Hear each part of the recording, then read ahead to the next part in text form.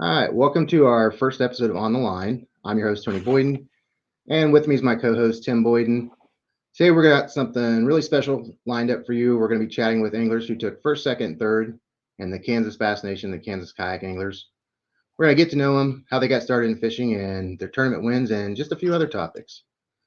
So first up is KKA Angler of the Year, Kansas Bass Nation winner, and Kansas Kayak Angler winner, Clayton Westgate. Next, we Hey, got Clayton, how you doing? How's it going? good. Next, we got Derek Roberts, who took second in the Kansas Kayak Anglers. How you doing, Derek? Derek? I'm doing good. Good. And then we got Austin Applegate with us, who took third in the Kansas Bass Nation. How you doing, Austin? Hey, not too How's it bad. going? Questions to you, Tim? All right. Well, we're going to start segment one off by just asking a few simple questions. Basically, how long, Clayton, this goes to you first. How long have you been fishing? And just start at the beginning if you want, or however you want to explain it. How long you've been fishing for? I was fishing when I was still in diapers. My parents have a picture of me when I was not quite a year old, sitting on the bank holding the fishing pole on the edge of the river, and I really started to fish quite a bit when I was about 9, but I was always on the water before that. And then I got a little more serious into bass fishing around 10 or 11 when we moved down to the Kansas City area. And there was a few more opportunities to fish for bass.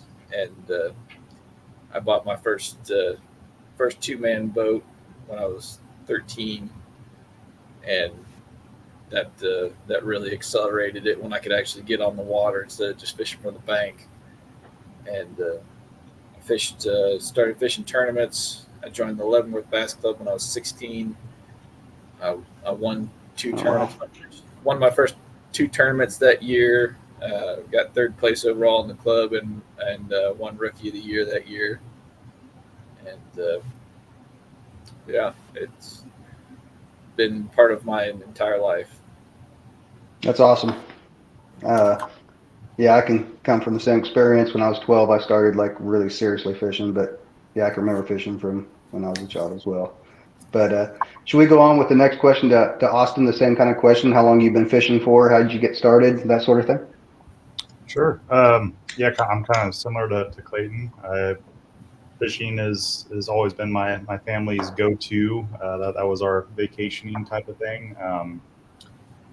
The small town that we lived in, Great Bend, Kansas, my grandparents lived on the opposite side of town, and I remember riding my bike from my parents' house after school and having a fishing pole in my hand and tackle box on the handlebar and riding down, and I'd go fish at what was it called? Veterans Lake, which Jay is down there and fishes that still. There's not much around that area. Yeah, there's not a whole lot. But I fish Veterans Lake, and then I remember riding to my grandparents to eat dinner, and then back home to my house. So, as far as tournament stuff, I did actually fish a tournament at Veterans Lake. I think I was in 2nd or 3rd grade. It was basically you were just trying to catch the largest fish that you could catch at Veterans Lake, and I had put some corn on a hook, and I caught a carp. And I ended up winning it. So hey, they fight hard. That was my first win as a as a competitive angler, 2nd grade, 3rd grade, something like that. Beyond that, I've been fishing my entire life and continue to do so. As far as like getting into tournaments and specifically like bass tournaments, that's really only the last probably 3 years or so. I have competed in one boat tournament, but it was pretty much all kayak stuff. So, Nice. That's about it. All right. Well, Derek, we'll go to you. How long have you been fishing for? And Well, pretty much the same as both these guys. Kind of crazy. I've been fishing since I was in diapers. Grew up fishing at the river, Kansas River, bass ponds, a little bit at the Lake of the Ozarks on my little styrofoam piece that I used to paddle around and bass fish on. riding my river bike to uphill both ways. riding my bike to parks with fishing rods on my backpack, and I mean, very similar. I had a few brothers, so we were always competitive, like fishing who could catch the most or the biggest. We used to do little tournaments for like bluegill. You were allowed to like have one worm, and we'd like split the pond. Like you go one way, the other guy goes the other way, and whoever catch the most by the time you run out of your worm, you know. So Yeah. always kind of been competitive in fishing, but I never got into tournament fishing ever. I always wanted to. I always watched it all and read the magazines and everything. It just seemed like something that was just cost way too much money, and I'd never be able to do it until last few years, you know, discovered kayak fishing or kayak tournament fishing. So Yeah. yeah, been fishing for a long time. When did you start kayak fishing? Oh, probably about 2014. I mean, I fished out of a kayak and out of a canoe a couple of times, like on float trips, you know, but I think I got my first kayak from my old roommate. I started borrowing his kayak at like 2014, and I just throw it on my car and go to farm ponds and stuff and go to lakes. And other than that, I've always been a bank fisherman. Yeah, I think when I first met you, you were the guy that was sitting on a cooler, right? Yeah, that was another kayak that a different friend gave me. Cooler, that's And why. yeah, it's on my XORGANIKx profile. Actually, I'm sitting on a cooler, holding up a decent Nice. one. I remember it being pretty windy that day, and I was like, "That guy's nuts." Yeah, a few people said that to me. They're like, dude, you're crazy, because I was standing up with the trolling motor in one hand and eating a sandwich. But yeah, it's definitely expensive for kayak fishing, but I'm sure not as expensive as doing boat tournaments. It's a great way to get into the sport if you want to try something. So I tell you what, it spoils you. You get in a boat now. For me personally, you get in a boat and you're like, I want to be back in my kayak. I don't want to be here. Right. I want to get back on the water in my kayak. I don't know what it is, but yeah. So we kind of answered question 2 was like, you know, how long you guys been fishing out of a kayak. So question 3, Clayton, we'll start back up with you. How long have you been tournament fishing? And do you get nervous before a tournament? Do you have any rituals? You're like, hey, I got to put on green socks or you know, your signature shoes. You know, just you know, I think he broke those. Yeah, he broke. We got a chance next year. But yeah, just like how long you've been tournament fishing or out of a kayak kind of. And yeah, do you have any superstitions or any rituals you do before you get on the water? Like I said, I started the boat tournaments when I was 16, and I only did those for a couple years, and they were so expensive, and even fishing as a non-boater. And I bought my bass boat thinking that I was going to get into tournaments, but you have to win just to break even in those, and it's just such a hassle. And when I bought my first kayak, and it was a paddle kayak, and it wasn't what I was hoping for. And I had actually thought about getting out of trying to kayak fish because I was getting blown around so much, and I actually flipped it. I flipped it one time, and that shoot, it was like February, and I lost most of my stuff, and wasn't having the fun that I thought I was going to have. But I started seeing all the pedal kayaks, and that made a lot more sense, and so I decided to give it another shot. And when I bought mine, that was in 2020. So I joined the Flint Hills Kayak Anglers, and I guess it would have been 2021.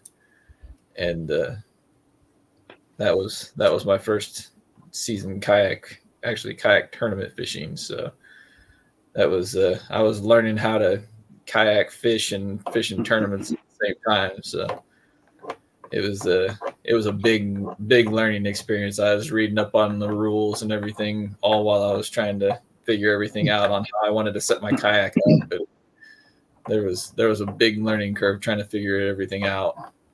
Just going from standing up to sitting down is a big learning curve as well. Setting hooks and I still can't believe that the first tournament was at Lacine, and I've got the pictures saved of like 19 and 20-inch fish that I have laying in my lap across the board. How did I never lose any of those fish? Wow. Yeah, that's pretty cool. Yeah, Well- there's definitely a lot to learn. I know last year was my first year doing kayak tournaments, and it's a whole other story. But I think you definitely learned a lot, and you know what you're doing now, because we kind of all probably wish you would have just gave up that first day instead of beating us all. I would say one of Clayton's rituals is Crocs, right? Like, Yeah, it's I don't know if I- shoes. Yeah, like, the Crocs is kind of a running joke that has just held on, I guess, because I started the red, white, and blue ones, mhm. and I guess that it really seems to get some guys in their feelings that I wear those bright colored Crocs, and they're just shoes. I don't care what they look like. So the next season it was I need to find the brightest ones I can find, and that's when I found the tie-dyed ones. And the funny part is whenever I have little kids come up to me and tell me that they have the same color shoes at home. And, yeah, That's cool though. that's Distract your opponents by they're just shoes. I don't care what they look like. So yeah. and then I got a new pair this last year because the old ones had faded, and I blew those out at Cedar Bluff when Derek and I were walking the dam on practice because it was so windy we didn't want to be out on the water.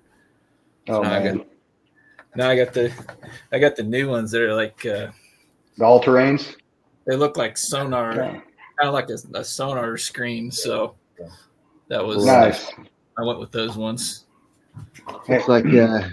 Danny got to join us here, so I'm going to bring him to the stage. How's it going? Not bad. How you guys doing? Hey, Good. Daniel, how you doing? We bring in Danny on here. He's got, make sure I say this right, second in the KBN. Is that correct? And third in the KKA? Yep, that's correct. All right. Very nice. Thanks for joining us. We're just kind of doing a round robin. So, all Yeah. right.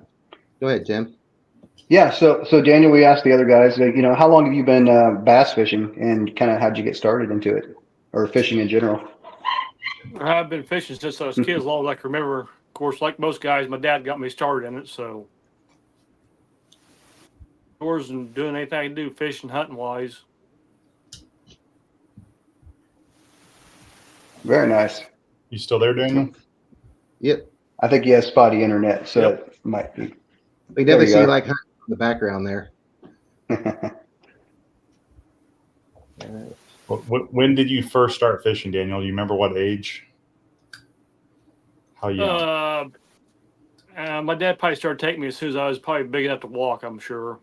Okay. And gave you his beer and told you to just hold that for him while he's out there? Yeah, something like that. That's your job for today, son. Yeah. You hold my All right. beer. Well, awesome. I was the youngest of 5, so he was pretty practiced up the time he got to me. Yeah. Yeah, I'm the They youngest kind of of mellow out. Yeah. 5 brothers here, so. Yeah. Right. We all started out pretty much the same thing, young and a rod in our hands, fishing rod. So, yeah. Yeah, I think a lot of people do. So Daniel, how long have you been fishing out of your kayak then? About 3 years now. 3? Did you do boat tournaments before that, or just? Some. Yeah. Used to do. There was a buddy circuit over in Missouri here years ago. I used to fish that with a friend of mine, and before that, I was in Colorado for a year, and I fished a tournament circuit there. This is like a Very club nice. tournament circuit. Yeah. Is there a lot of bass in Colorado, like largemouth, like decent sized ones? I know most of those guys come over here to Wilson and so forth, but There's some on the Front Range. You got like Pebble Reservoir, Mm-hmm. and is it John Redmond that's out west Mm-hmm. or out east. okay, Yeah. very nice. And then we fished, I think, with Trinidad Reservoir as well. Know that one. A lot of spots, a lot of smallmouth. I was gonna say it seems more smallmouthy than Yeah. large. Pebble was always a lot of fun because it would have trout in it. It would have spots in it, smallmouth, largemouth, some wow. hybrids. I'll put that on my list. Yeah. Well, we'll move on to the next one. I already asked Clayton this, but we'll go ahead and since you're down there, Daniel, we'll ask you next. Do you have any nerves going into a tournament? Do you have any rituals you do? Do you psych yourself up? Is there anything that superstitions that you have before you get on the water, or do you just go get her done? I just go get her done. Yeah. Don't think about it much. Just this is what I need to do.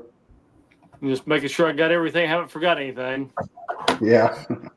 Been there, done that one. So I was just kind of check, recheck, double check, kind of going through the list. Make sure you get your identifier, got your board, got that already, got your life vest on, get everything rigged and ready. Then past that, I'm kind of focused on where I'm going and what I'm gonna try and do and use. Yeah. Yeah, I hear you. That sounds good.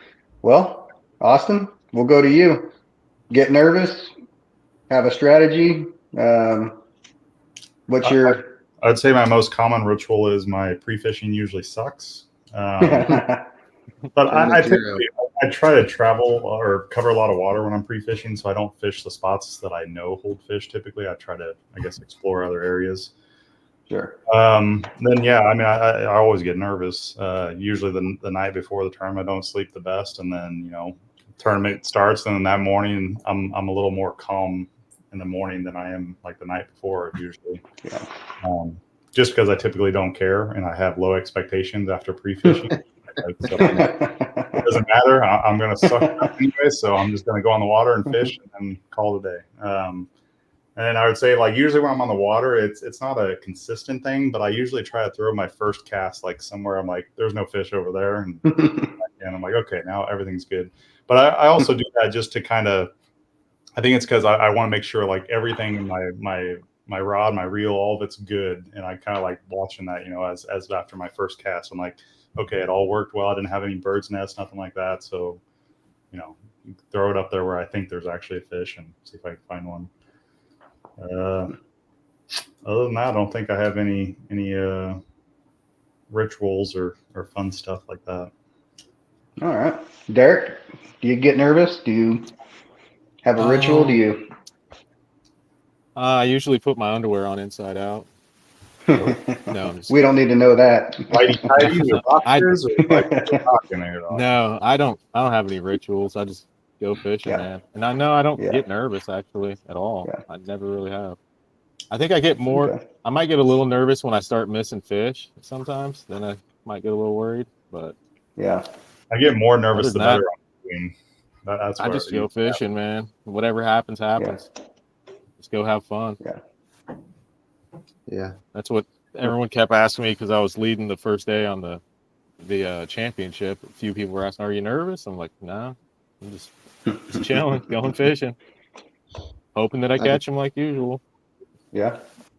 I can speak from experience. That second day, usually a little bit more pressure because you got something to prove. So yeah, that was all right. Well, the first day, yeah, for sure. Well, thanks for all that stuff. Tony, yeah. Well, we're all hooked, right, on fishing, pun intended. Speaking of that, I kind of want to talk to you guys about, like, it's always fun hearing, like, what's your PB? Like, you can, PB smallmouth or a largemouth, or Clayton, I'll start with you. What's your PB? Largemouth is 10-2. I caught that in Mexico. I've been to Mexico twice, and wow. The first time I went, I caught one that was 10-2 on an 8-inch Zoom lizard. She followed it up to the boat and didn't eat it over about 30 feet of water. And I free spooled it, fed out the line, started feeding line out, and it sank about 5 feet over 30 feet of water and stopped. And so jumped, guide caught it in the net. It was 2-second fight. That was it. And then my smallmouth was a 582 that I caught out of jerkbait out of Lake Shawnee. Man, monster. Yeah. Any other fish like outside of bass that you've caught that you're extremely proud of? I've got the lake record for flathead out of Lake Wabunsee that I caught on a jig. It was 68 pounds, 68 and a half, I think, something like that. I probably have the lake record channel cat too, but I didn't want to have all the lake record catfish for the lake. So I caught one that was like 17 or 18 pounds fishing with Neil out there a couple of years ago. Dang. I seen your picture in the bait shop there last time I was Yeah. there. So Yeah, that was a heck of a fight. That man, fish Man, hit. how long? Yeah. It hit my jig so hard that the jig went in its mouth, came out its gill, and stuck next to its fin. So wow. it inhaled it so hard it passed it out its gill and hooked it next to its pectoral fin. Wow. How long does it take to get something like that in with a bass rod? It was, I think the video is like 10 minutes, 10 or 11 minutes long. So I'll have to look that one up. that was, We'll check it out later. Yeah. it's a very poorly edited video. So, but I didn't get the hook set. It's all just the fight. So that and my buddy's butt crack while he's trying to grab it. You didn't edit that part out, did you? I tried, but like I said, it was very poorly. There's a blur over it for a minute, and then he moves around, and it's not, the blur's still there, but he's not where the blur is anymore. So. Funny. That's pretty funny. Derek, what about you? What's your PBs? My smallmouth was at Melvern off the bank actually, and it was like just over 5. I can't remember exactly what it was. My buddy weighed it for me. I don't even remember. It was just over 5, like 5 1/4 or something. And then largemouth is like somewhere between 8 and 9 pounds. It was out of a farm pond on top water. So then caught lots of fish out of the river that were pushing 100 pounds. One blue cat was probably 100 pounds. Some flatheads that were pretty close to that. Caught a good one this year with Clayton, actually. That was 47-pound flathead. That was kind of exciting because I had been for like 10 years. It was actually almost 10 years to the day. And 10 years ago, I caught a 47-pounder. Yeah. Well, thanks. No 10-pounders. Never been to Mexico. Yeah. Danny, what about you? Kansas. Yeah. What's your PB? But next time you go to Mexico, hit me up. Yeah. I hope I catch a bigger one at Fork this spring. Yeah, right. Yeah, I hope you do too. That, and I was like, jeez. Yeah, especially in the tournament. Hope you represent Kansas Lake record. Danny, what's your PB? I probably have never weighed my biggest bass or smallmouth. I'm gonna guess my biggest largemouth probably 7 pounds. And smallmouth probably 4 pounds, 4.5 pounds. Nice. I did catch a spoonbill one time years ago. I really wish I would have went and weighed, but I think it would have pushed 100 pounds. Whew. Yeah, I think the state record is it 130 pounds on that? Something like that, 136 or no, I think it just got broken, didn't it? Yeah, sure. I know. Maybe I not. actually know the guy that he's from Paola. That he's my friend's uncle that had the state record for that for a long time, and I think he just got beat. Yeah, I think it was just this year broken. I thought it was 160, but I might be way off on that. We'll have to go and check that out later. As long as I looked, I don't remember. Yeah. What about you, Austin? I never really weighed a whole lot of fish, but the one I do have, and it's on video, is Lake Palestine in Texas. That was my 8.5 pounder largemouth. Wow. And that was, we went down to, that was the All-American tournament. And we were going down to Texas. I think it was in February because it was supposed to be warm in Texas. It was supposed to be 70 degrees. And we showed up there and they just went through a snowstorm and it was dropped to 30s or whatever. So it was a lot of fun. And my brothers and I, we all were fishing, and the fishing was obviously extremely slow because Texas bass don't really like cold weather. And especially when the cold front comes through that day. And I just remember I was fishing a dock. I had thrown my jig out. I think I was unraveling some backlash or something, and it was just sitting there, and it was sitting there for minutes. And I go and pick it up, and there's a fish on it, and it was in a brush pile. I had no idea. And I remember just reeling that in, and it completely bent out my hook. It was a jig that I made myself, so that was kind of cool. And it bent out the hook and everything, and I had no idea what I had until I was getting in the net, and I was beyond shocked. I thought it was at least a 10-pounder, obviously. Yeah. Nothing large before.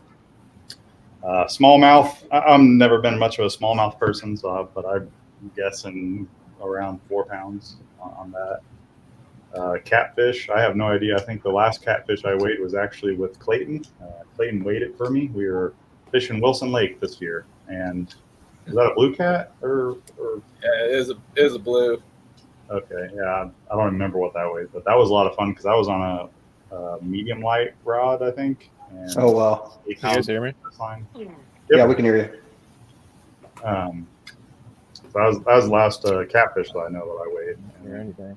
Yeah, beyond that, nothing else that I know of. Nice. I think we got everybody on that. So, any bucket list lakes that you've either fished before you'd recommend, or bucket list lakes you haven't fished and want to fish? Clayton? I don't know. I'd really like to go to some of the lakes to catch some really big smallmouth. Obviously, they don't get real big here, but I don't know. I've been to the Everglades once before, and I really enjoyed fishing down there. I'd like to go back and do that again. That was a fun experience. I didn't catch anything real big other than I caught a couple pretty big bowfin. That's just I don't know. It was a really cool experience. I liked the layout of it. It's massive. You run forever, and tons of grass. There's alligators everywhere, and I don't know. It feels like it could be a new, like it would feel new every day you go out there. I don't think you could ever get tired of fishing out there.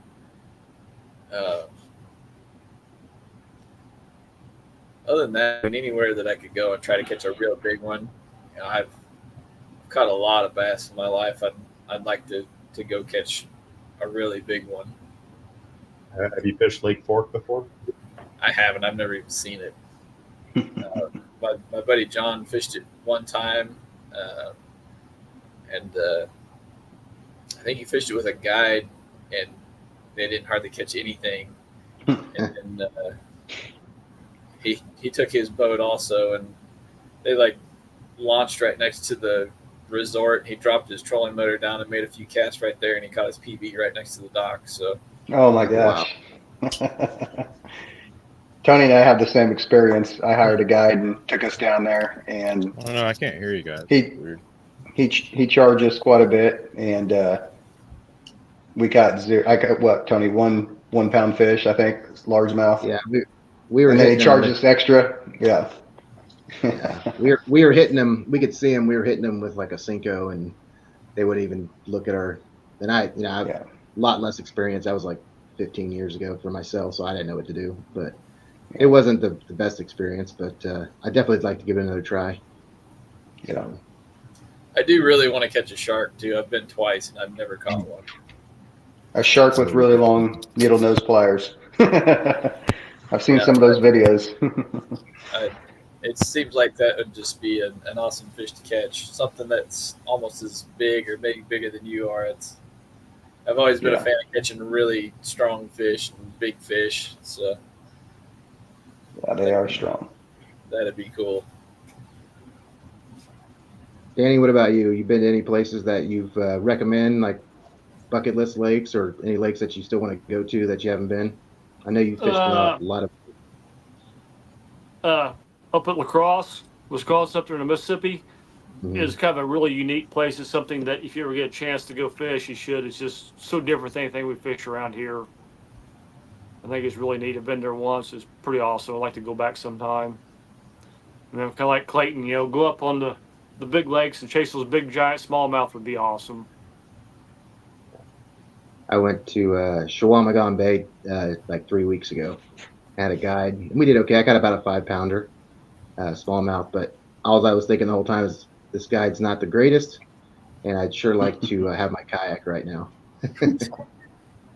So, but it was an anniversary trip, so I only got to fish for like 4 hours, but still. Anyway. Take what you Austin. get sometimes. Yeah, it was still a blast, and I was ready to come home and get in my kayak and bring it back. I'll tell you that much.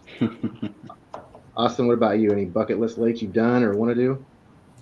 I've been pretty fortunate the last 2 or 3 years, I would say, traveling with my brothers. I got to mark off quite a few lakes on my list: Gunnersville, Lake Palestine, Possum Kingdom, Conway, um, Caddo. I'm going back to Caddo next week, actually leaving Wednesday. The lake that I'm hoping to get a go to next year. I'm not going to travel as much next year, I don't think so. The Lake Fork is on my bucket list. Hopefully, I make the classic for that. So we'll see. The other major lake that I want, I think it's a 20-hour drive from here, is the I might mispronounce it, but the Susquehanna River. Oh yeah. That is. I mean, I think it's just a beautiful area to be in from the videos I've seen, and there is a abundance of good quality smallmouth in that river system that you can just go catch them all over. It seems like so. But yeah, then kind of like other people have said, up north, but I know a lot less about those lakes up north, and I'm trying to figure out smallmouth. But yeah, I would say the two for me right now is Lake Fork and the Susquehanna River. If I could do those, I'd be pretty happy with that. Awesome. Yeah, I think I'm planning on travel a little bit more next year and thinking about the Bassmaster. If they do it up there, I might just make the trip, just for fun. So, Derek, can you hear us? Yeah, I can hear you now. I don't know. Okay. All right. Do you have a My do you have phone a bucket list overheated. lake? Oh. Do you have a bucket list lake you want to go to or into?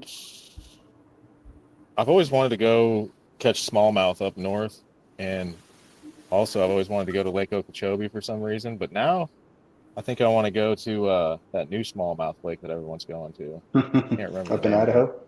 Warsh- Dornschloss or Shack? Orange? Yeah, Dorshak. Yeah. Ever Yeah, since like I a seen six- what Tactical Bassin, they went there and they didn't say where it was, but I was just like all over Google Maps trying to find the lake after I watched their video, like what it looked like, and I found it, and I didn't know that was the lake until like recently, like 5 months ago when people started posting about it, and I'm like, oh, yep, that was the lake I found. But yeah, yeah, you really gotta have a boat for that. I guess it's now I like want to go there. 60 miles long. So Yeah, we have a friend up there Yeah. right now that fishes it. So yeah, he's stationed up there, Jeff. So yeah, shout out to Jeff. Oh yeah. yeah. Hey Jeff. All right. We kind of already talked about, you guys all fish for other fish as well, paddlefish and catfish and channel cat and all that. So, you got any other hobbies you do outside of fishing, or is it consumed your life like it has mine?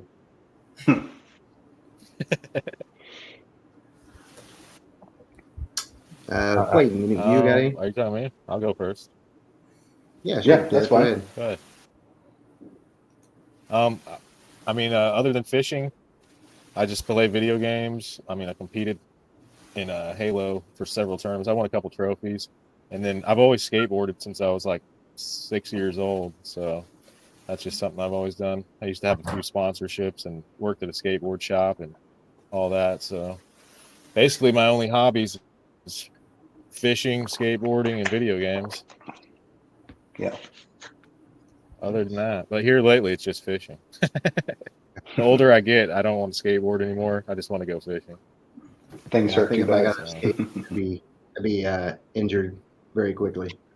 Clayton, you got any other Yeah, hobbies? I got sick of getting hurt. I like playing sports. I'm getting to where it hurts to do most of them anymore.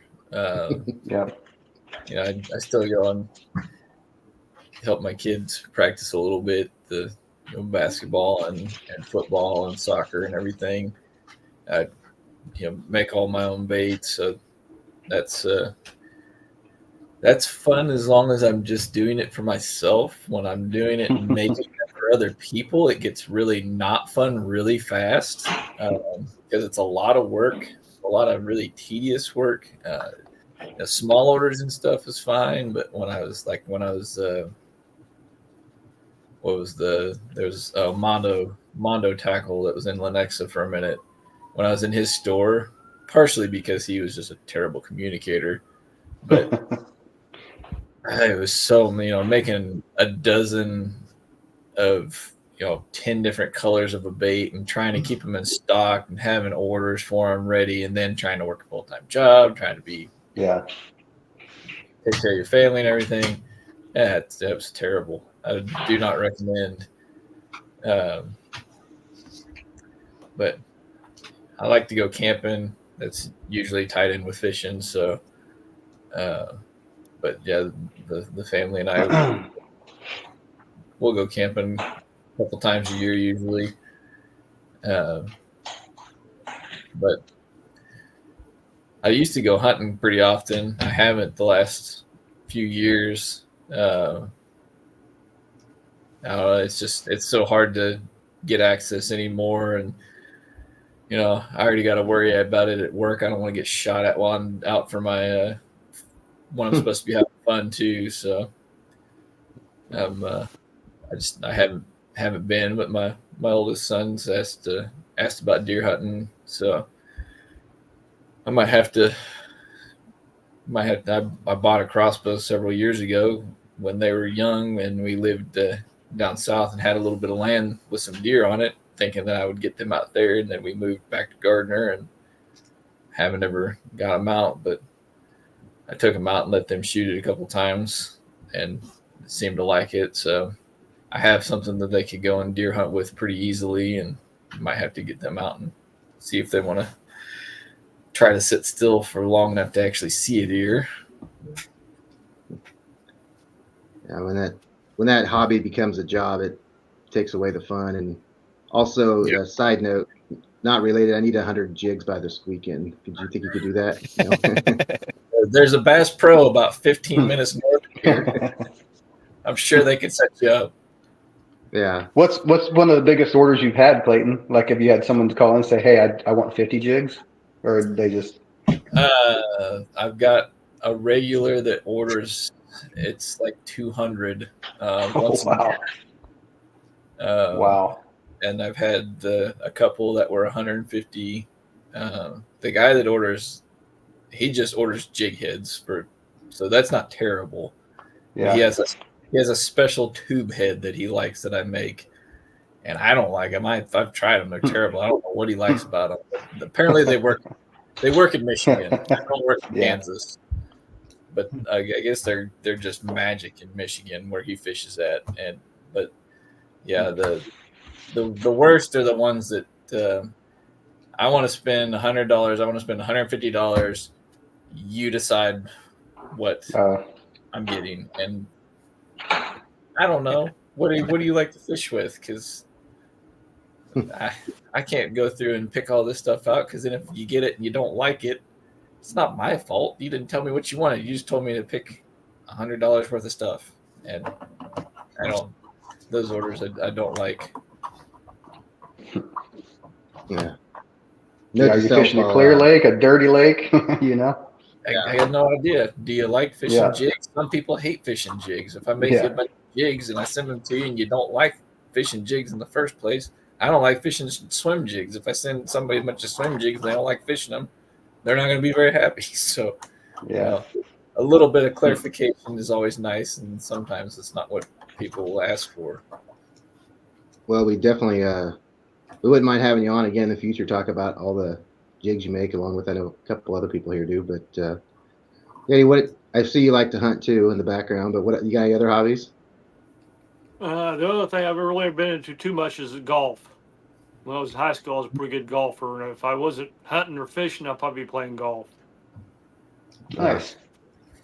I've only done that like once in my life. I gotta get out and do that some more. Austin, what about you? Fishing's definitely the main one right now. Kind of like Clayton, I started a business 3 years ago making lures and stuff like that. And kind of same as Clayton, that tapered off pretty quickly in terms of enjoyment from it. Other things I do is I ride bikes a lot, bicycles in particular. Go out to trails and do that. I've had all sorts of other hobbies, and disc golf and a 3D printer during COVID and playing with that and just all sorts of stuff. But the one consistent is always fishing. If the weather's nice and I can get out, I'll probably go fishing more than anything else. So that's kind of like, I have a really nice bike I bought recently, and I don't really ride it because anytime it's nice out, I'd rather be in the kayak than ride my bike. So. Yeah, I bought me a brand new mountain bike right before COVID, and then I got into fishing, and I haven't rode it in 2 years. So Exactly. I tell myself I'm going to pedal on my kayak, not use my trolling motor now, and to make up for it. And I don't. Is it a gravel, or is it a mountain bike, or is it a pedal assist, or? Mine's a mountain bike, and I've always had mountain bikes with my especially my brother Tim. We would always go ride like trails and stuff like that, and go off jumps, which were only like a couple feet high or whatever. Sure. Full suspension. The one I bought most recently was actually an electric mountain bike, and it's way too expensive. They get up there. I literally put 100 miles on it. Like it can keep track of your distance you travel and all that. And 100 miles in a few years is not enough to keep it. So well, thank you, everyone. Do you going in, kind of getting into the fishing for 2025? It's right around the corner, right? So you guys, we'll start with Clayton. Do you got any goals for 2025? I mean, I know we're going to talk about it here in a minute, but you're going to the Bassmaster Kayak Championship again 2 years in a row.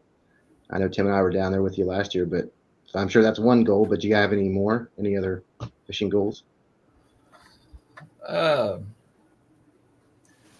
don't have anything real in particular. I'm always trying to learn when I'm out there. I like to try to fish with new people whenever I can, because I think I learned quite a bit. That's how I learned when I first started getting into tournaments. When I was fishing as a non-boater, I'd watch my boater and try to pick up on what they were doing. That helped me learn a lot. So there's a couple lakes here in the area that I haven't fished that I keep saying I'm going to go fish, that I need to try to get to. I actually drove right up by one of them today, and I got frustrated with myself because I haven't made it up there this year, and I'm probably not going to at this point. I'm probably going to try to get out on and fish for some big catfish a little more next year than I did this year. I'm starting to feel like I'm getting that dialed in pretty good.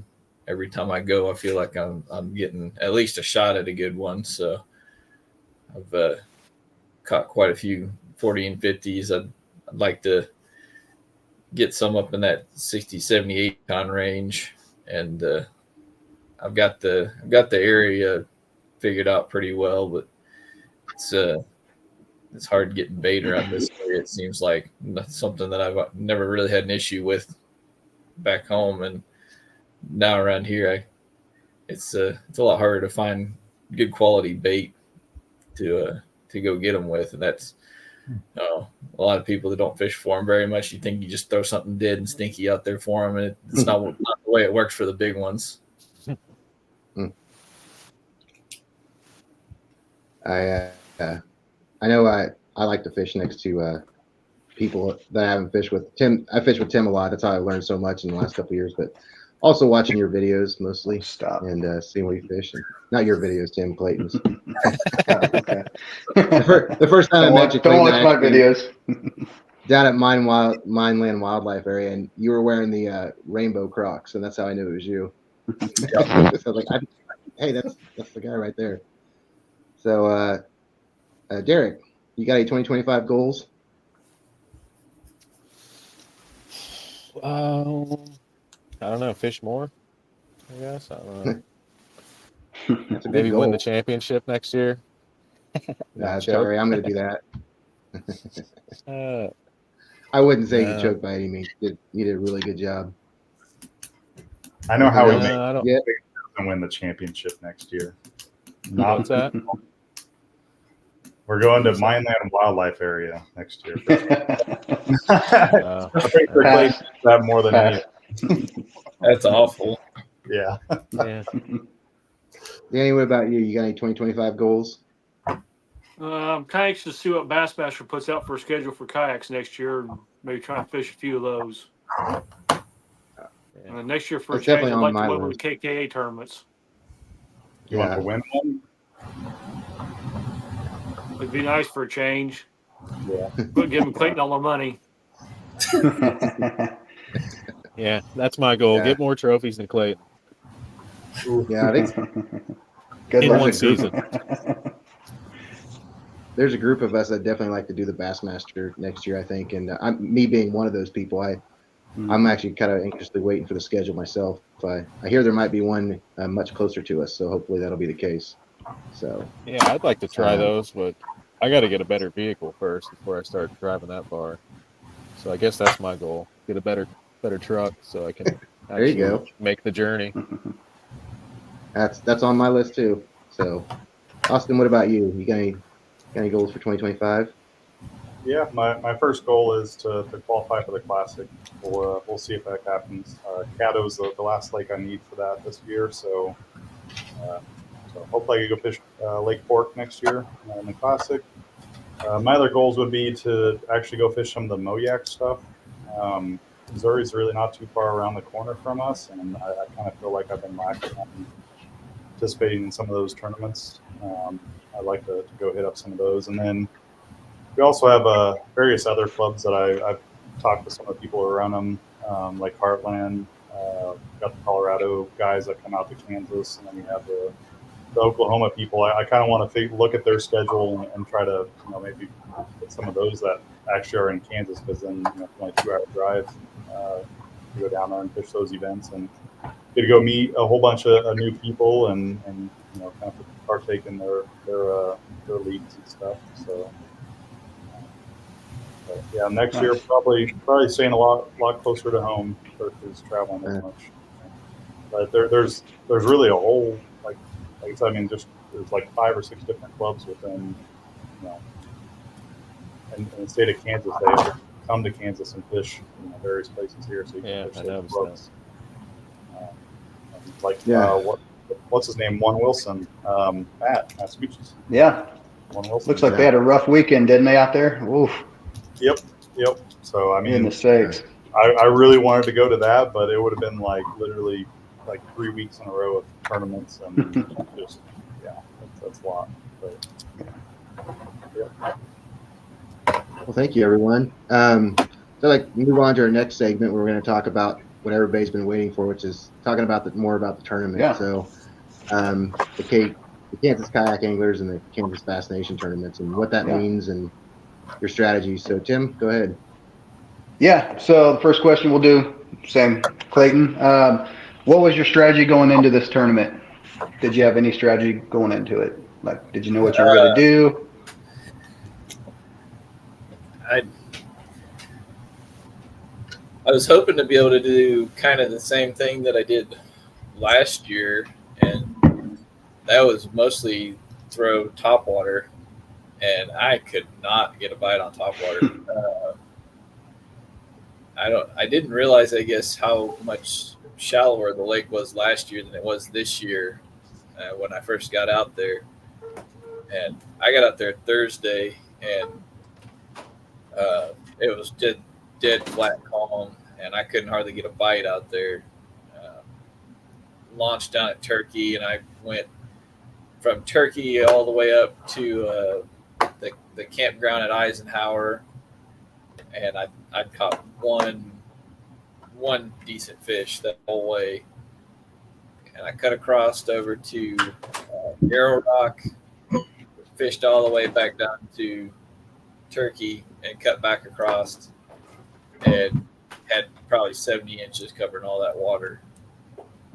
And it was just brutal. Friday, the bite was a lot better. I caught the biggest smallmouth I've caught out of Melvern in a long time. That one that was just a little over 19. It was probably pushing 4 pounds.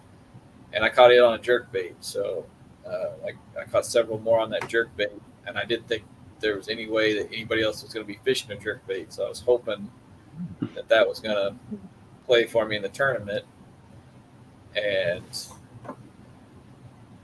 it just didn't do anything for me. I caught some small ones in the actual tournament, but the area around Eisenhower always has fish, and I just still tournament morning. I was pretty undecided what I was going to do, and I just decided I was going to try to get a couple fish from there before I took off. So I thought maybe if I could get, 2 to 4 decent fish from around there before I went to try to get a bigger fish, it'd be a pretty solid way to go the first day. And I ended up getting 4 there. And then I just struggled the rest of the day. I never caught my big one off. I caught that big one off the dam in practice, and I couldn't get another good one off the dam. I caught a couple 14 and a halves. I lost a big one on the south side. I got all the way over to the south side, and it was way windier than I thought it was. And it come all the way back up north, just soaked from coming through the waves. I finally caught another 16, I think, off of a shallow rock pile off of a mud bank. There's just one little rock pile out there. And I think I culled one more. I found the bluegills were terrible. Bluegills and sunfish were just Pecking at it. And I found that if you could keep them from getting you snagged and just let them keep pecking at it, a lot of times a smallmouth would take it away from them. And so I would just hold it, and they would just sit there, peck, peck, peck, peck, peck, peck, peck, peck, peck, peck, thump, and then it would start to swim off. And that's what I did, and I ended up catching my second biggest of the day, 16 3/4. I was on fun with my wife. She has a tendency to bring me good luck when she calls me. And I just had one sunfish just working my bait over, and then just tick, and started swimming off, and it's 16 3/4. I thought I had another good one. I thought I had a real big one at the end of the day there with that stupid carp that picked my Ned rig up and swam off with it. So Sneaky little carp. Yeah, it was 22 inches. That would have been great if it had been a smallmouth instead. Oh my goodness. Tony, did you have those up, the tournament pictures? Just so we can kind of see. Yeah, I was trying to share it, the bandwidth I got here, and I didn't. Yeah, if not, no mess up worries. his talk there. So let me throw it up here. And on Sunday, I went back there. I kind of was kicking myself for leaving, because I know there was more fish there, but I decided to leave because it was pretty busy, and I felt like I could go try to get a big one. So Sunday, I kind of decided I was going to stick it out a little longer.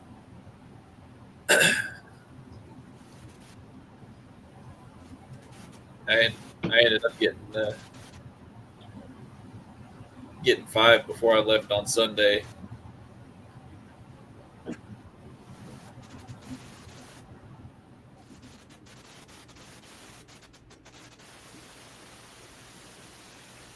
Taking a second to come up. So that's okay. there you go. It was a nice one right there. Yeah, that was my 18. That was my first fish of the morning, like 7 minutes into the day. Wow. And I think probably the hardest part of the tournament for me is I'm a back reeler. I don't use my drag. And in practice, I don't know when I did it, but I broke my back reeling switch off of my spinning reel on my Ned rig rod. So I couldn't back reel. And I was forced to use my drag during the tournament, and that was awful. I had such a hard time trying to I kept tightening my drag up so I could set the hook like I like to, and then I'd have to back my drag off, and then I'd forget that I backed my drag way off. So the next fish I set the hook, and I'd just get, and I'd have my rod all the way back trying to tighten the drag down, and it was a mess. At least that happens when you're fishing for smallmouth, you know, the worst fish to happen on. Yeah, because smallmouth aren't chaotic trying to catch anyways. Yeah. Yeah. Wow. And I don't know. They were biting weird Saturday, but Sunday they were really biting weird for me. Where I would get fish that would thump the bait and they would swim off with it, and I would set the hook and they would just pop off immediately. And this was just an open hook Ned rig. There's no reason I should be missing them or not getting a good hook in them. And I think it was like my third fish of the day on Sunday. It ended up being a 17 and a quarter, something like that. He hit it once. I set the hook and either missed him or only had him for a second. I cast back up there. He did the same thing. 2 casts later, it bit it again. So when it grabbed it and started swimming, I actually flipped my bail and I let it swim for probably 15 seconds like it was a gar. And flipped the bail back over and set the hook. And when I got it in the net, the hook fell out because he was barely hooked. Oh my gosh. To the lip. I don't know what their deal was, but I did that a couple times and the fish were just barely hooked. So it's almost like they were on spawning beds the way they're acting, like they're picking the bait and just swimming around with it. And I don't know if they're just getting so much pressure from the tournament the weekend before and then our tournament, but they were really just mouthing that bait for a long time.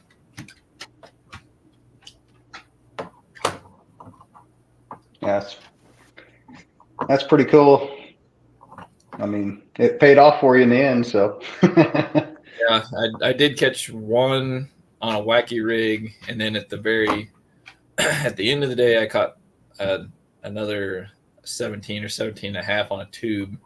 Everything else was on a Ned rig on Sunday, and I when I left the boat ramp, I didn't have the fish that I needed. I felt like I needed to have a 16-inch average to have a chance, and I went all the way down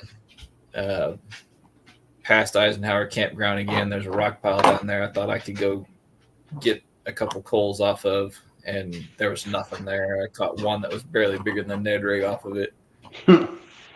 So I ran into Neil down there, and he said he'd caught some small ones, but he hadn't done anything. And he said he was thinking about going back over to Eisenhower. So as soon as he said that, I decided I was going straight back to Eisenhower before.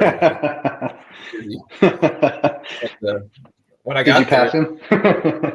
He went. He said he had a point he wanted to go fish, so he went back up into Eisenhower West somewhere. And when I got back over there, Matt Scusius was the only other person there, and I caught. I went over to the south side where, on the other side of the docks there, and I caught another 16 on that side. And when I came around over to the boat ramp side, and there's a little brush pile underneath the walkway there, and I caught another 16 that I broke my rod on the hook set.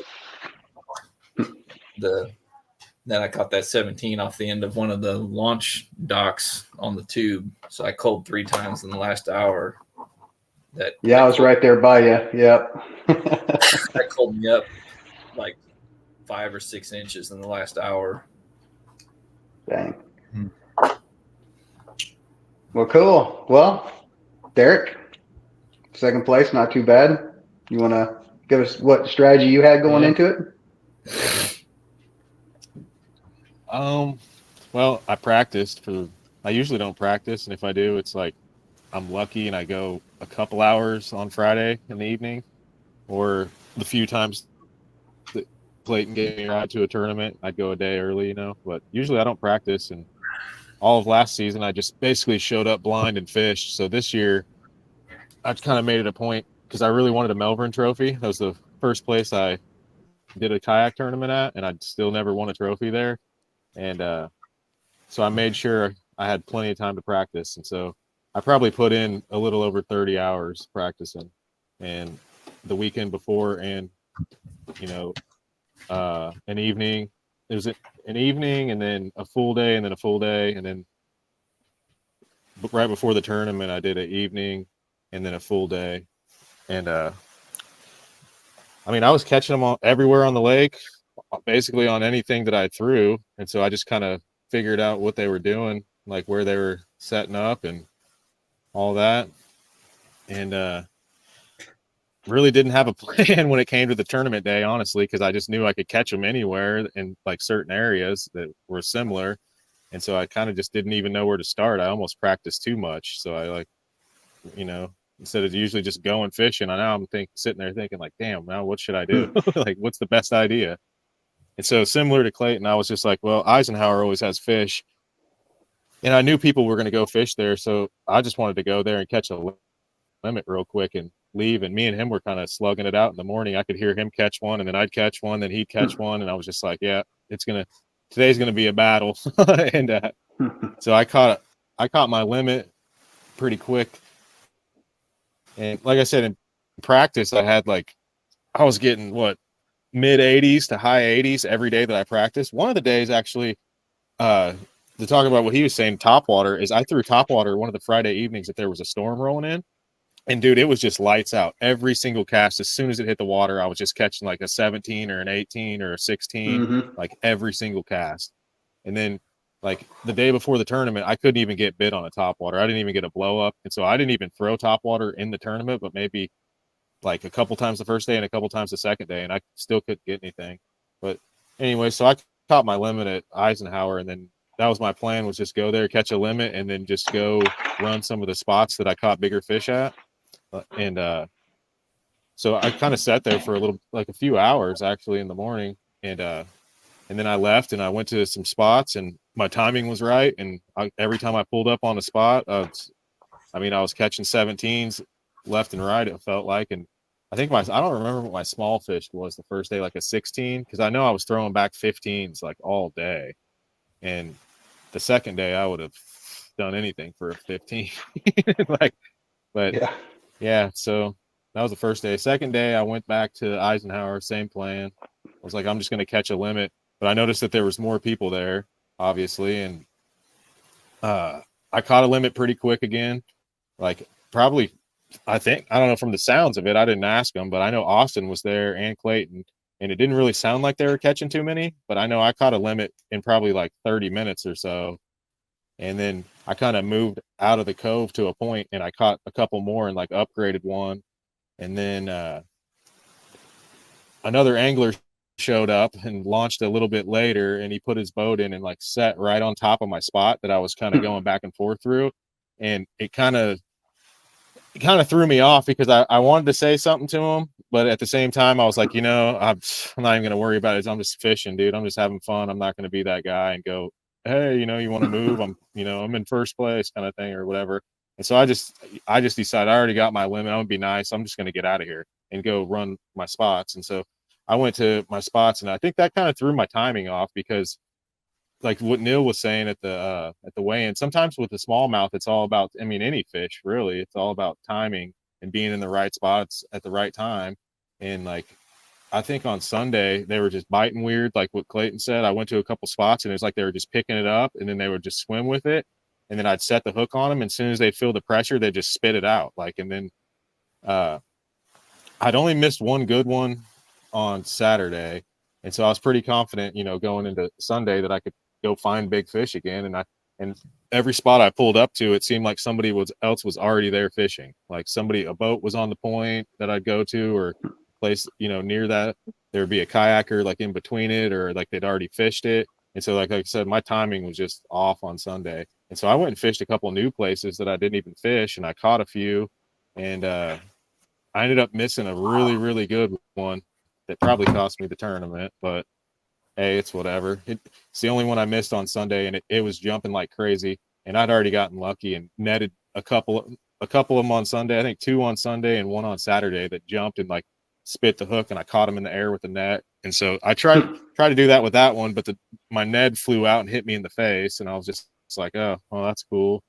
And yeah, so I just went and fished new areas, and in the back of my mind, like the last hour of the day, I had like an hour and a half, 2 hours left, and I was like, something just felt weird. Like they weren't in the spots like they were before. And so I wanted to go back to the spot where I caught a couple big ones at the end of Saturday, and I wanted to do that on Sunday. And so I couldn't decide if I wanted to go there and try and catch a couple. Like I needed a couple good ones, or at least one good one to win. You know, I didn't know what Clayton had. I knew he'd probably be catching them. I just assumed. And so I had a choice to make, was either go there or go fish something new, or go back over to Eisenhower, where I had seen several people go in and out of there all day. And I'm just like, I know there's fish just reload in there. And so I was like, I could probably go in there and get rid of my small one.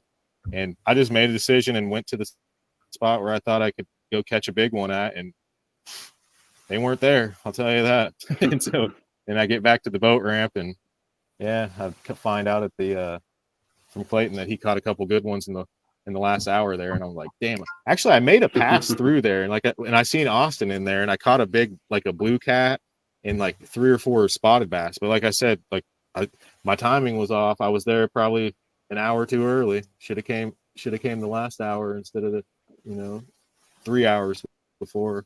Sure. Who knows? I came from the dam to that area with 30 minutes left, and I was watching a YouTube video how to catch smallmouth bass from the dam over there. Didn't help. So anyway, yeah, and just one more thing about yeah. the baits I was using on tournament day. I only threw 2 baits the whole time, and they were both just different styles of Ned rigs, and which is weird. Like I said, in practice, I had 10 rods rigged up, and I had 10 rods with different baits on them almost every single day, and I was getting bit on everything. But I just found the 2 baits that they were just like, they were literally swallowing it into their gullet, and so I was like, that's what I'm throwing for sure. You know, you got the right bait. Yeah. Well, yeah. Austin, you want to go ahead and take the next one? What was your strategy going into the tournament? Sure. I think I've only fished Melvern once this year, other than the tournament. Melvern's not really a lake I like a whole lot. I don't like most of our reservoirs, actually, so it's not a lake I go to very often. So pre-fishing for me was pretty much only the Friday. I showed up pre-fishing day and got on the water at Eisenhower, and I traveled all the way west past Turkey and all the way out there to where I ran into some crappie fishermen in a boat. And pretty much during that entire travel, I really didn't catch a whole lot of fish. I was mostly kind of looking for spots because I think mostly smallmouth are, you need to find the spots that they're going to travel to, and then kind of like what Derek and everybody else is saying is, it's a timing thing. So I just wanted to find those places that had the rock or whatever that I believe that they'd be holding to. And I think I actually ran into Tony way out there by Turkey. I was talking to him a bit. At that point in time, I think I had like a Nico worm tied on and a Ned rig, of course, and I don't know what else I had on. I usually don't throw a whole lot of baits, but on my way back, I was kind of traveling the same spots, and I switched over actually to a jerk bait. I think it's a Berkeley Stunna or whatever it is. What is it? The Ozark pattern or something? It's got the chartreuse. The purple. Yeah. Chartreuse and purple. Yep. I was tossing that, and I actually ended up catching like 2 or 3 fish on it like instantaneously, and I was like, oh shit, that might be, that might be something for tournament day. So that's pretty much my pre-fishing for the tournament. And then Saturday, I woke up and I decided at that time where I would go. I was like, you know what, it's going to be blowing,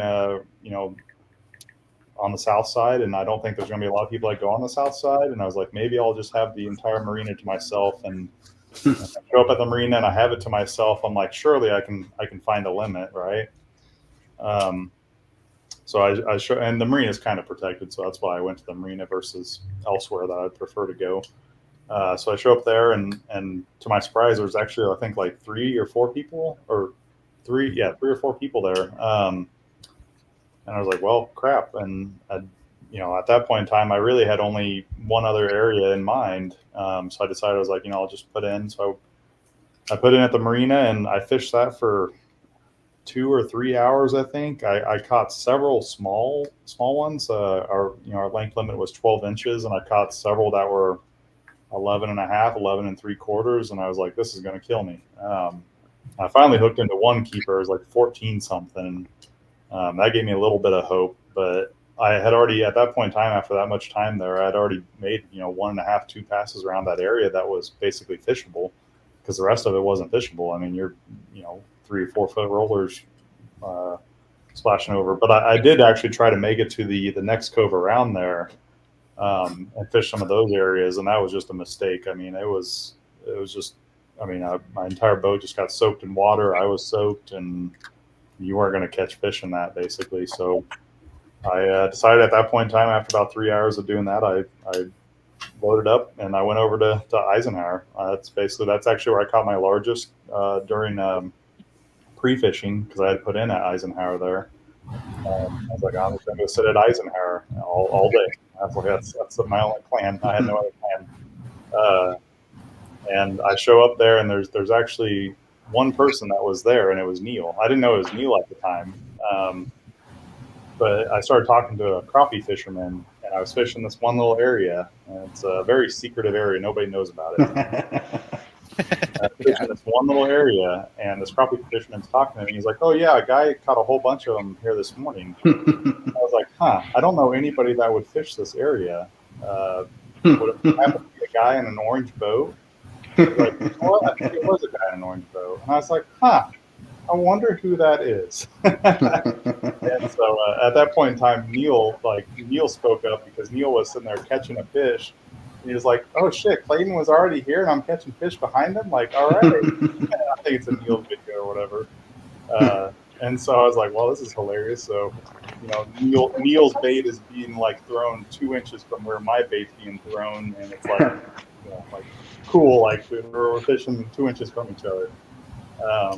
So that was pretty much Saturday. And then Sunday, because I had nowhere else to go really, I decided to put it in Eisenhower. But during pre-fishing, I did find a few other areas I wanted to hit. It's just I didn't have a whole lot of confidence. So my plan for Sunday was kind of like, hey, I'll show up to Eisenhower just like everybody else before me, and be like, maybe I'll catch a couple fish here, and then I'm going to go and look at these other spots.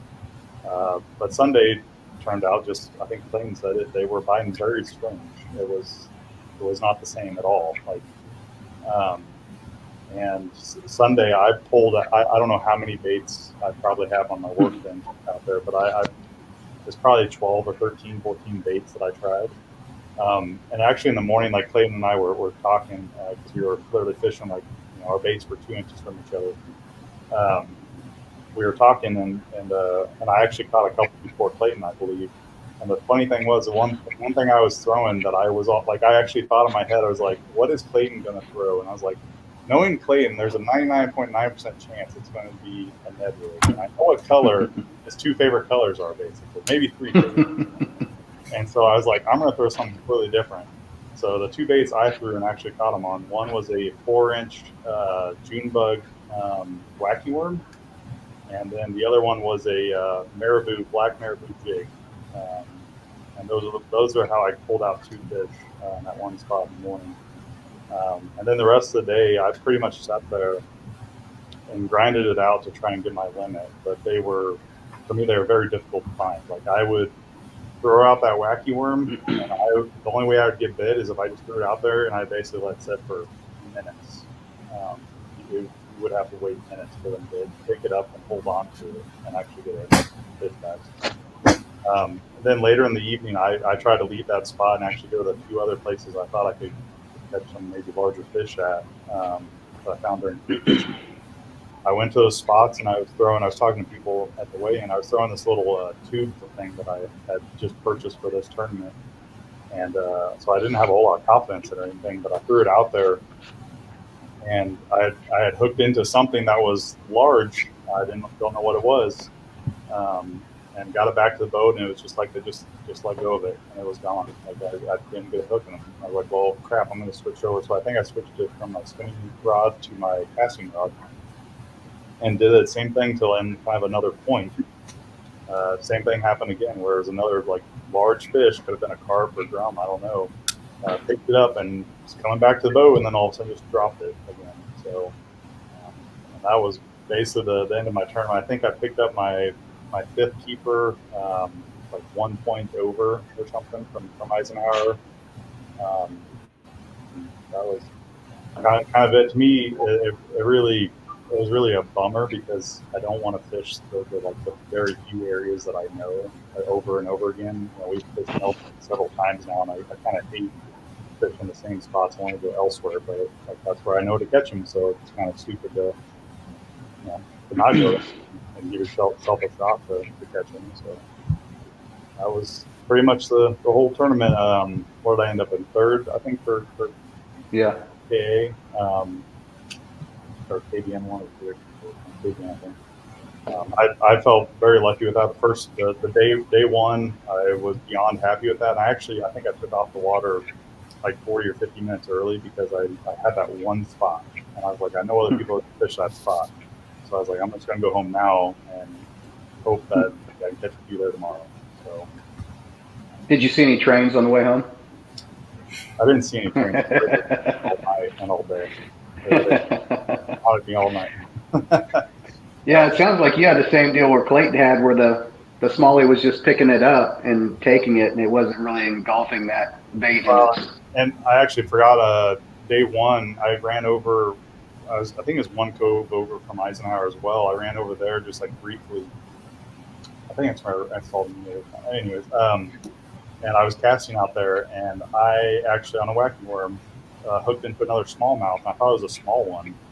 And and he was swimming back to the boat, I believe, is why I thought he was small. So I was just sitting there reeling, just dumbly, and all of a sudden, like it starts like dragging, and then he jumped one time, and he jumped as 4+ pound, easily the biggest smallmouth I pulled out in Melvern, and I don't know how, but I lost him on day one because I was being an idiot, not playing him.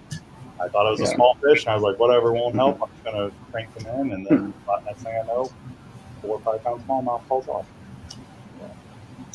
That was the tournament. Well, nice. Well, thanks for letting us know about that. And I think we're going to go right into Danny over there.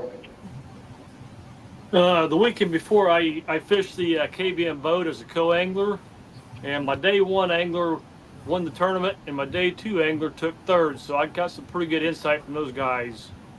And so my plan initially was to go start at Eisenhower and fish for the retreads there.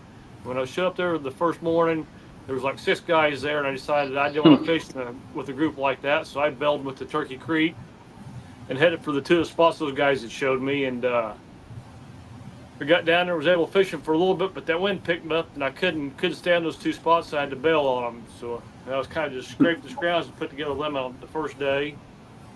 And my plan was day 2 is just go back to Turkey Creek and go run those 2 spots. And then, of course, on Sunday, all the boat traffic picked up and made it pretty tough to stay on those 2 spots. And I knew I had a solid limit late Sunday and decided I was going to run way up to the far end of Turkey Creek and see if I could find a largemouth up in there, and that was a waste of 2 hours. What'd you catch them on? Everything I was catching them on was either the jackhammer or Ned rig. Really? Smallmouth jackhammer?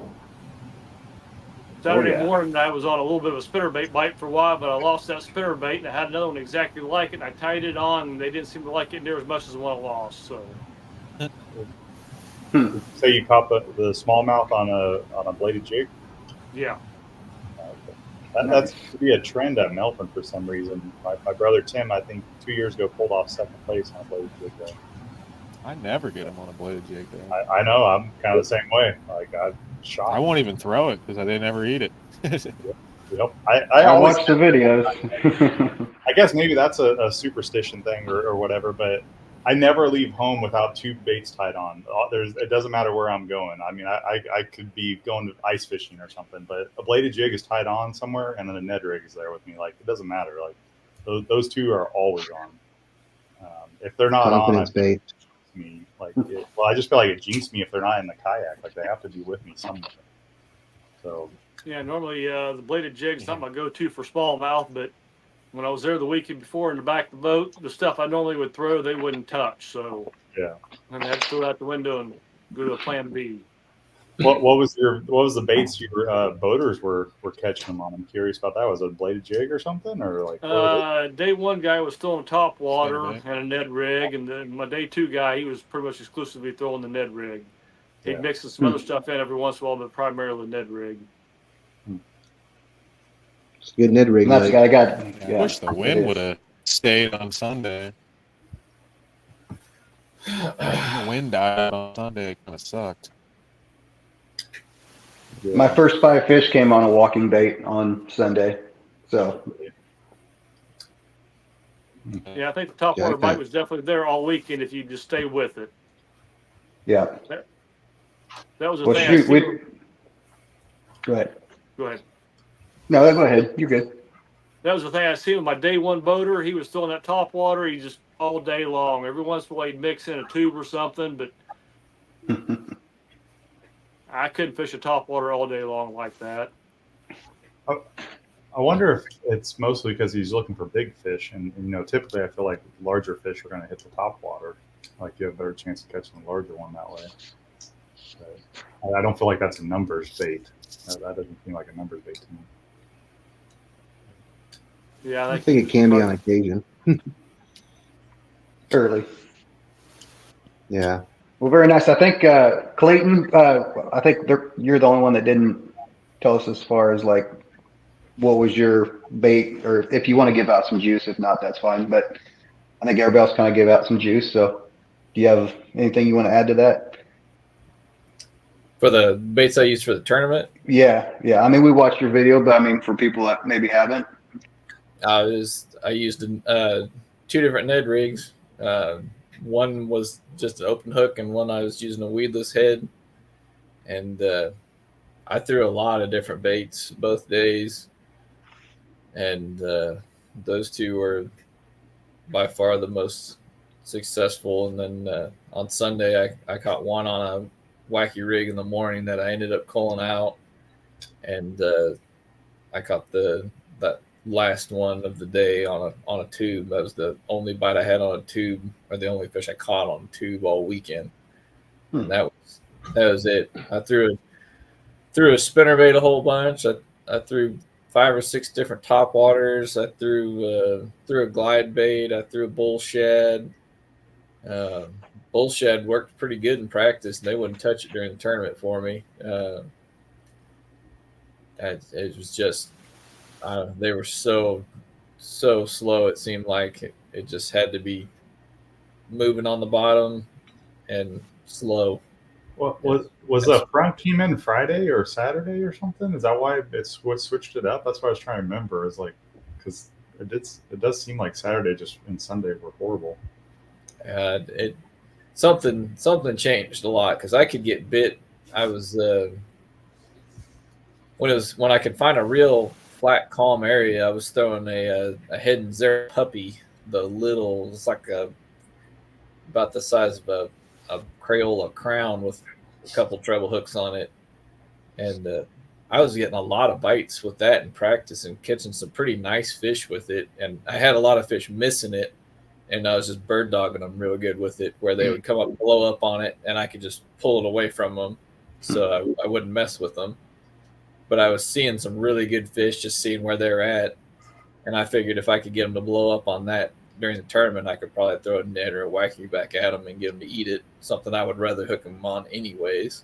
Yep. But I threw it in the tournament, and I think I had one that was probably 8 inches long, grab it, and he came off anyways. So that was the only, other than I had one eat a pompadour. I had a sunfish eat a pompadour. That was the only fish I caught on a topwater. All right. Well, it's kind of cool to see everybody's strategies, like what everybody uses, and what maybe someone else could have used. I mean, to catch the fish. It's pretty cool to always see, like, man, I could have done this if I would have thrown that, and just see what the winners actually used. And Seems like that's pretty neat. Seems like a lot of my tournaments, I'm like, oh, I should have done that. Should have done that better. Yeah. You watched the video. I had one tied on, but I didn't throw it. Would not have thrown the bladed jig, so that's a weird one. Yeah. Well, just for sake of time, I want to say congratulations to everyone on your wins. I know this means, we talked about it a little bit earlier, but I know it means that Clayton, you're headed down to Lake Fork next year for the Kayak National Championship again. So congratulations and good luck to you. And Yeah. I know Tim and I went last year with you, and I think Danny, you've been, haven't you, as well? The championship, the kayak. Yeah, a couple years ago. Yeah. So Austin, I think you're going to get to go next year, I hope, for you. So, So maybe we'll have to have you on after that experience and see how it worked out. We'll talk about it. If you got any questions about it, let us know or put them in the comments. So take a lot of money with you. Yeah. Don't second guess yourself on what bait you use on tournament day. Anybody got any? Go ahead, Clayton. Then I'll have a lot of Ned rigs with me. Yeah. You'll probably catch a lake record 18-pounder. I'm pretty sure the lake record was caught on a crappie jig, actually. It was Valentine, wasn't it? The bass. It was like 17.8 or something out of there. I think that's where the lake record or the state records from the 18 something Ethel. Ethel. Is that what? Yeah. Yeah, I'm pretty sure she was caught on. Don't forget about the wacky rig too. That's a good one down there. I've got all my my glide baits ready too. Very nice. Excellent. I know you like throwing those too. So before we go, does anybody have any shout outs? Clayton, I know you do Blue Basser and for a YouTube channel. Everybody check that out. Anybody, any other shout outs for you, Clayton? Kiss the rods. Sponsors. Blue Basser 86 is the YouTube, and Kiss the Rods, the Bahio sunglasses, Old Town kayaks, Crocs. Maybe we'll get some free ones. We'll all be wearing them. Yeah, I might have to get me a GoPro again. Yeah. I think next year I'll probably buy a GoPro again and start uploading stuff again. I got my old one if you want to use it. It's not great, but sure. I had 2 of them, but I made like 3 or 4 videos, and I felt like it was just like a chore, and I just wanted to go fishing. I didn't want to go fishing and then film myself and then go watch myself fish while I edited the video. And so I was like, dude, I'm selling this thing. But now I want. Yeah, it is. But now, like my buddy Andrew, I could probably get him to edit everything for me, and he's hell of an editor and everything. So as long as I can just fill up an SD card and then hand it over to him, because he's been encouraging me to do it again, I'm like, well, you edit it and I'll film it. We want to see all those big fish you lose. Yeah, Derek. go follow my channel too. I will. What? You got any shout outs or sponsors? You want other than that? Me? Yeah, Derek. Anything? Me, myself, and I. Yeah. Danny, how about you? No sponsor. No sponsors. Just a shout out to my wife for putting up with me while I do this. Yeah, I hear that. Yeah. I second that one. Yeah, Austin. Yep. I don't have any sponsors either, but I do have a YouTube channel and Instagram and Facebook page, all that for just Applegate Fishing. You can check that out. I'll make sure I was excited. Throw them all in the description for us, man. You want to do what? Yeah, I'll put them all in the link them all in the description. Okay. And if anybody has any fee. questions for any of the anglers that are here tonight, feel free to drop those questions as well. Check out the Kansas Kayak Anglers Facebook page and check out the Kansas Bass Nation Facebook page and everyone's Facebook page. So thank you all for joining us tonight. Yeah, and I appreciate guys. You yeah, we appreciate it for our inaugural first episode. So hey, thank you guys. Thank you, and have a good day, good night, good morning, wherever you're at. So thank you. See you, fellas. Thank Have a you. good night.